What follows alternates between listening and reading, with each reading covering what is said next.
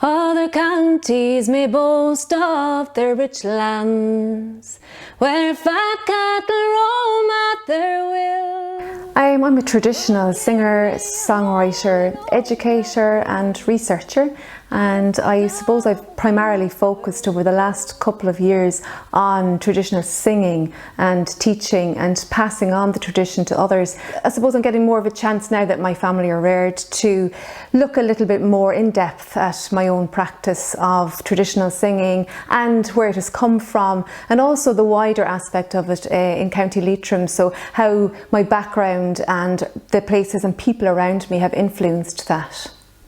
I never thought we'd be on Zoom. I big changes. This is all new to me, Well, now it's my age. When I was growing up, there was nothing. well, you're not doing too badly. There was no televisions, or there was no. We hadn't even the ASB. Back to the Future Through Memories and Songs came about primarily because of lockdown, so because of people having to cocoon, and I felt no more than them, I had to cocoon too. I suppose we all had to back in March, and I wasn't able to sing, and singing was nearly the enemy because you daren't spread this virus through singing. So I needed another outlet, and I also really wanted to help others communicate throughout this lockdown. So I was looking at the groups maybe that would have found it more difficult to do that, and I decided to focus on the older age group, or those who had to cocoon and maybe weren't as used to technology, because I was looking at young people kind of pressing their buttons and they were okay, they were able to deal with it. So I decided to look at maybe trying to bring a few of our cocooning citizens into the future of technology, but also bring them back to the past of their shared childhood experiences, their school days, things that happened as they were growing up. And it was a great learning experience, not just for them technology wise, but for me as well, to learn about the people that I've grown up with, the people who've grown up before me, and the legacy that they have given us just through the history that they have made. Could I sing? Of course you can Far sing. away from the land of the shamrock country, in search of a living as exiles we roam. Me teapot and me china dells, sure he smashed and broke them all. I love her in Buxton, sits down in Oxford, but I go for a long, stronger river, don't go. So I've been privileged to learn an awful lot about our Irish heritage and our culture through the songs. So the songs that I've been passing down to children's groups and so on for the last number of years, I feel like I've benefited hugely, and the children that do come to classes benefit hugely as well. But I feel that, you know, I always wanted to give more maybe to other communities that wouldn't have that same opportunity, but also to explore for me, how did others remember some of these events and some of these moments in history that I witnessed through the songs? Could they give me an insight into these moments, and perhaps were there memories there of the songs that they sang? So we did sing songs on this Zoom project as well, but it was lovely even to catch an after glimpse, so like an echo of after you'd finished a verse, to catch an echo of somebody singing that song with you. And that was really special because it meant we were all together, we were all communicating, and it was a shared experience. Near Oranmore in the County Galway, one pleasant evening in the month of May, she wore no jewel or no costly diamond, no pen nor powder. I'm delighted to have received this award from Leitrim County Council and Creative Frame and all in the Arts Office in County Leitrim. It really shows, I suppose, it really shows that they have value on what I have done, and it gives me encouragement to see such support as well coming from an area like that. So it means too, I suppose, that what I've done in the past hasn't gone unnoticed, and it builds, I can build on that, and I think this has been a catalyst for me. In fact, after the Zoom project, I really decided that I needed to look more into my arts practice and see it as an arts practice rather than just I'm a singer, and to look further into that. And it gave me the strength and courage and determination to apply for an arts bursary for this year to look into this further, and I'm delighted to say that I received the bursary and I look forward to working on so many more projects. Just give me my own Leitrim home.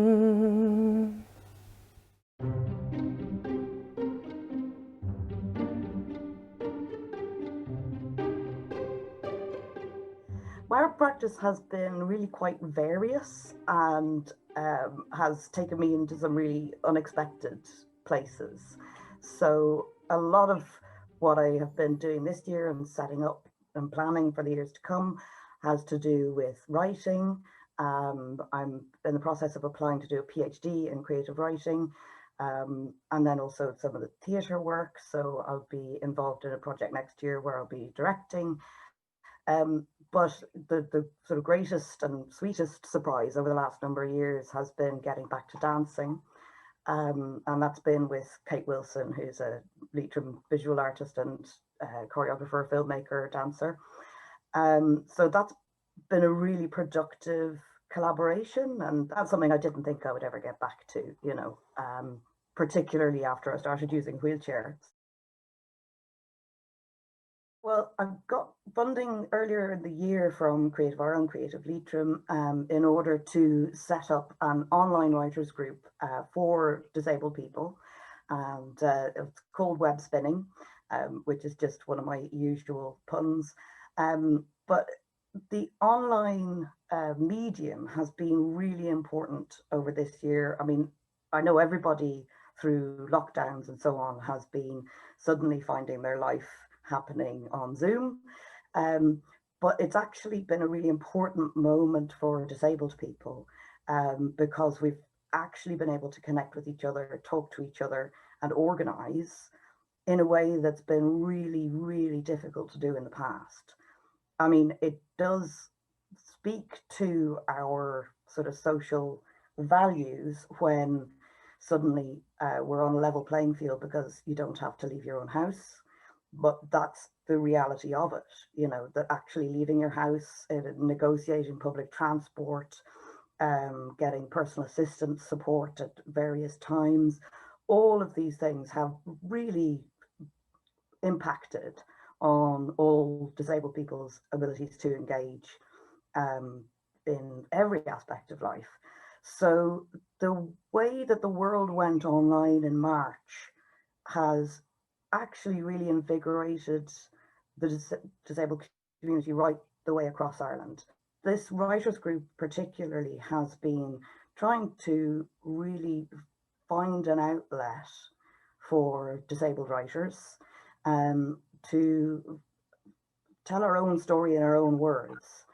And it's not always, the writing isn't about disability per se, it's writing by disabled people. Sometimes that does include our experiences of being disabled, but it's also, we've just got such an incredible range within the group.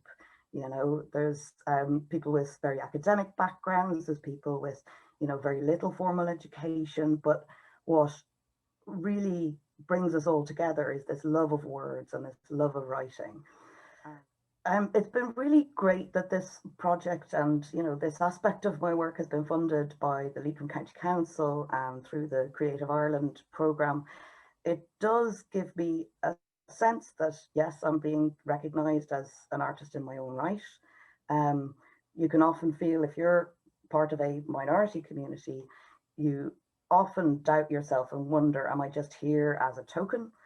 Am I here in order to tick some kind of a box? So, you know, this is really, yeah, acknowledgement that my work is being recognised and valued. And yeah, it's, as I said before, it's giving rise to more exciting work in the times to come. And yeah, it's been really quite extraordinary and good feeling.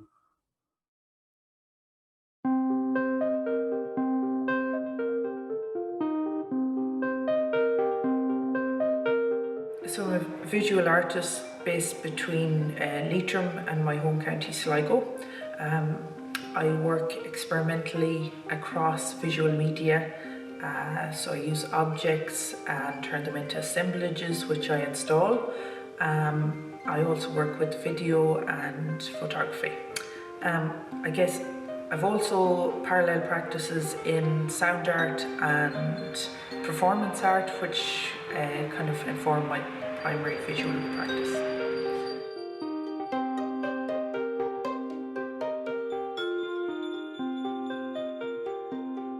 Creative Ireland project is called Project Earth, and the emphasis is on the word art within the word earth, so E-A-R-T-H.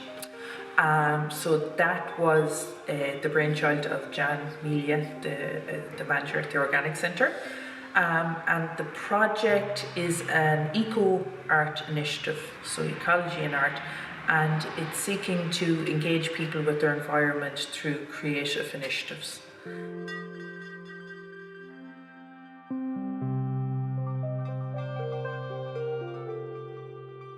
So I guess to date we have built a hive structure on site at the Organic Centre.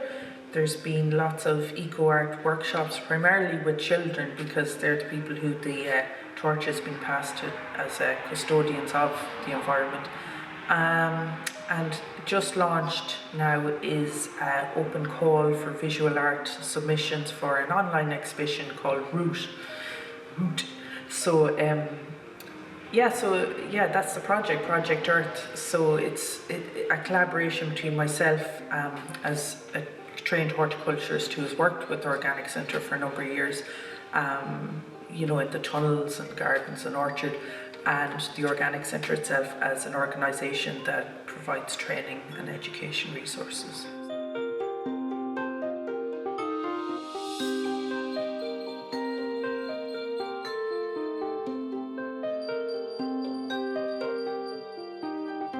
So I really appreciate the acknowledgement offered through this award. It's great to get the endorsement. It's really encouraging, and it kind of just supports my efforts.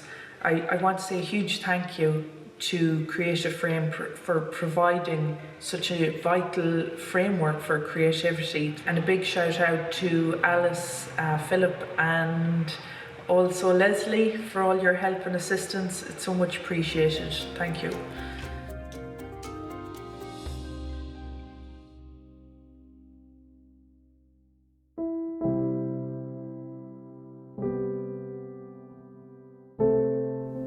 Good health and a happy Christmas to your man, he says, his peaked cap balanced on his blue uniformed knee.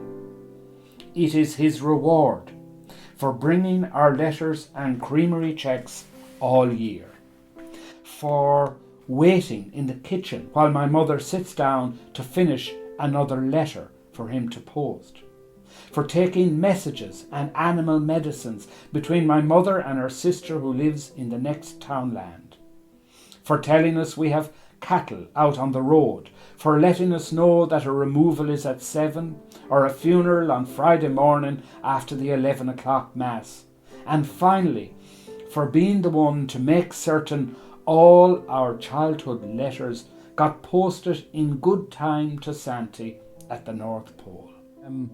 I have been a writer for the longest time. Going way back, I wrote a short story about the last mining village, which was about my home village of Arigna and the coal mining and the end of the industry there. That goes back, you know, as far as 1987. And ever since then, I've been working full-time as a writer. That includes giving creative writing workshops, teaching on a freelance basis, really. I've never actually held any other job but write. But it does then mean that to make a living, you have to be very versatile and you have to be able to take on whatever comes. And that has led me into all kinds of areas, from acting and performing. We wrote a screenplay for Black Ice, which was a feature film set in the Border region. There's been plays, operas, editing First 10 magazine, editing First Cut for Leitrim, which was writer in residence in 2000 and 2001, and again 2010, 2011 Sligo Libraries writer in residence. So you really do learn to exist on what my friend Carlo Gaber calls Old Grub Street. Your practice is your writing, but what form that'll take often depends on the commissions and what's there. Playing alone back to would always knock, and they'd be brought to step inside the door to have like that there's little glass of whiskey to be tagged. And I always had a vision as a child of everyone going around slightly drunk by the time they collected everything. In this specific and particular occasion, what we did is responded to the COVID-19 and the public health restrictions, which meant that live performance was gone. So we just had to find another way to bring story and bring literature and bring the readings I would normally do at festivals and live events like the McGahern or the Iron Mountain and all of those festivals, and find an equivalent to that. So thankfully, through the Arts Office, through Creative Ireland, and through the hard administrative work of Kate McCarthy, set up a group of readings. There was early summer was the first, and then the second tranche we're just completing now. So there was the Anna Duff ICA group, there was the North Leitrim Men's Group, there was Drumreilly Active Age, and Kinloch Social Club. And between all of those, we've been doing twice weekly, rotating the groups, the readings. And I read stories, and hopefully they respond and get something from it and bring something back that has been triggered and memories evoked for them. So that's essentially what we've been doing. The Zoom readings to these groups who have been brilliant at engaging and responding to this new format and making the leap of new technology, which is a challenge for me, let alone people who don't use computers and laptops every day. So it's been brilliant how people have just determined that they will keep that literary and storytelling and story strand alive. When he has finished his tea and whiskey and Christmas cake, he lilts a tune, and then he walks up the lane to where the ground levels out, settles his sack of letters over his shoulder, takes a firm hold of the handlebars of his push bike, and away he goes into history.